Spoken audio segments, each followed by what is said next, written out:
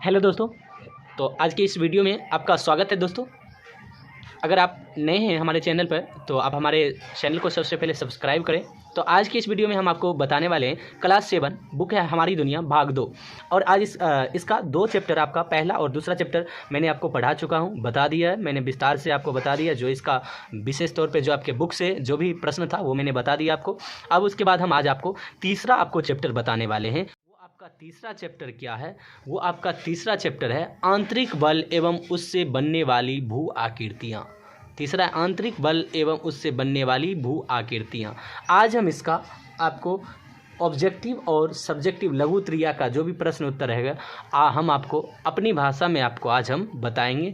तो अगर वीडियो आपको अच्छी लगेगी तो आप वीडियो को लाइक, सब्सक्राइब और शेयर करना नहीं भूलेंगे। अगर आप ये चैप्टर सीखना चाहते हैं तो आप हमारे चैनल पर अभी वीडियो को अंत तक जरूर देखेंगे। इसमें दोस्तों बहुत अच्छा प्रश्न दिया गया है। भूकंप किसे कहते हैं, अधिकेंद्र, उद्गम केंद्र, सिस्मोग्राफ, रिएक्टर स्केल, इन सभी चीज़ों के बारे में भी हम आपको विस्तार से भी आपको बताएंगे। आपका ये तीसरा चैप्टर है दोस्तों कि आंतरिक बल एवं उससे बनने वाली भू आकृतियाँ। तो आइए हम सबसे पहले इसका प्रश्न उत्तर जो भी है हम उससे शुरू करते हैं। इसका जो भी है आइए तो देखते हैं दोस्तों। इसका दिया गया है दोस्तों, अधिकेंद्र किसे कहते हैं? पृथ्वी की सतह का वह स्थल बिंदु जो भूकंप के उद्गम केंद्र से सबसे कम दूरी पर स्थित होता है वो क्या कहलाता है दोस्तों? अधिकेंद्र कहलाता है। उसके बाद है आपका दोस्तों क्वेश्चन है उद्गम केंद्र किसको कहते हैं? तो इसका आंसर हो जाएगा जिस स्थान से भूकंप शुरू होता है वह स्थान भूकंप का उद्गम केंद्र कहलाता है। यानी जिस स्थान से भूकंप शुरू होता है उसके जो बगल का जो क्षेत्र होता है वो क्या कहलाता है? उद्गम, यानी जहाँ से शुरुआत होती है। अब सिस्मोग्राफ किसको कहते हैं? सिस्मोग्राफ एक ऐसा उपकरण है जो ज़मीन के गति को मापता है। यानी अगर भूकंप आता है तो मतलब जैसो उस ज़मीन की गति को मापता है, ये कितना गति में था, जिसमें भूकंप, ज्वालामुखी, विस्फोट, इन सभी चीज़ों को मापा जाता है। उसके बाद है दोस्तों रिक्टर स्केल।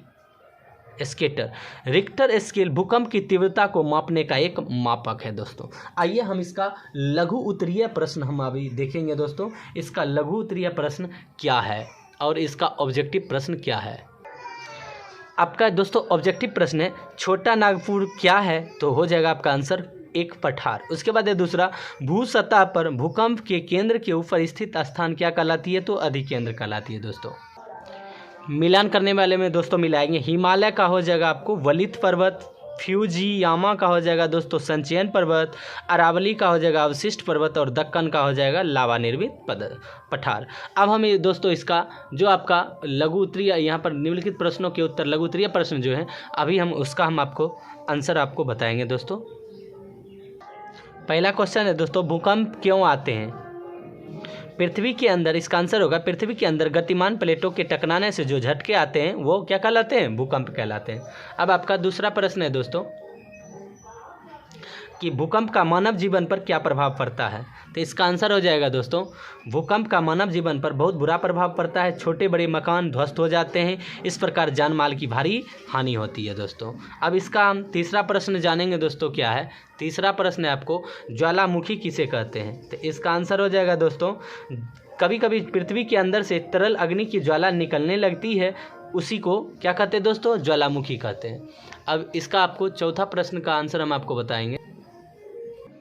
चौथा प्रश्न है दोस्तों पृथ्वी की आंतरिक शक्तियों के परिणाम स्वरूप निर्मित होने वाली स्थलाकृतियों कौन कौन सी है? वर्णन कीजिए। इसका आंसर होगा पृथ्वी की आंतरिक शक्तियों के परिणाम स्वरूप निर्मित होने वाली स्थलाकृतियाँ अनेक हैं। ज्वालामुखी पर्वत पृथ्वी की आंतरिक शक्ति का परिणाम है, वैसे ही पृथ्वी की आंतरिक शक्ति से पहाड़ बनते हैं। उसके बाद है दोस्तों आपका पाँचवा प्रश्न है पर्वत के प्रकारों का उदाहरण सहित वर्णन करें। आपका हो जाएगा दोस्तों पहला है वलित पर्वत। तो इसका आंसर होगा धरातलीय भाग पर उत्पन्न दाब के कारण चट्टानों में बल पड़ने लगते हैं, इससे वहाँ की धरातल ऊपर उठ जाता है और वलित बनता है, जैसे एशिया का हिमालय और यूरोप का रॉकी। उसके बाद है दोस्तों भ्रंशोत्थ पर्वत। इसका आंसर हो जाएगा धरातल पर कहीं और कहीं समांतर भ्रंश के बाद बीच का भाग ऊपर उठा रहता है और पर्वत सा दिखने लगता है, भ्रंशोस्त पर्वत कहलाता है। जैसे दोस्तों यूरोप का ब्लैक फॉरेस्ट, भारत का विंध्याचल। अब चयन पर्वत, ज्वालामुखी द्वारा निकले लावा ठंडा होकर संचित होते जाते हैं, इस प्रकार संचित लावा ढेर लग जाता है और पर्वत बन जाता है, जैसे जापान का फ्यूजियामा, अफ्रीका का किलिमंजारो। उसके बाद है दोस्तों अवशिष्ट पर्वत, हवा, वर्षा, बर्फबारी आदि पर्वतन की शक्तियों द्वारा पर्वत की चोटी कटती छटती तथा घिसती रहती है, अवशिष्ट पर्वत कहलाता है। अरावली, पूर्वी और पश्चिमी घाट पर्वत। छठा प्रश्न है दोस्तों अब आपका, भूकंप से होने वाली क्षति से हम कैसे बच सकते हैं? इसका आंसर होगा भूकंप से होने वाली क्षति से हम तभी बच सकते हैं जब नागरिकों को इससे बचने के उपायों से अवगत कराएंगे। जो भी भवन बने उसको वैज्ञानिक ढंग से भूकंपरोधी बनाया जाए। दोस्तों अगर वीडियो हमारी अच्छी लगी तो वीडियो को लाइक, सब्सक्राइब और शेयर करना नहीं भूलेंगे। दोस्तों अगर आप चैनल पर नए हैं तो वीडियो को हमारे चैनल को सबसे पहले आप सब्सक्राइब कर लें। थैंक यू दोस्तों। अगर आप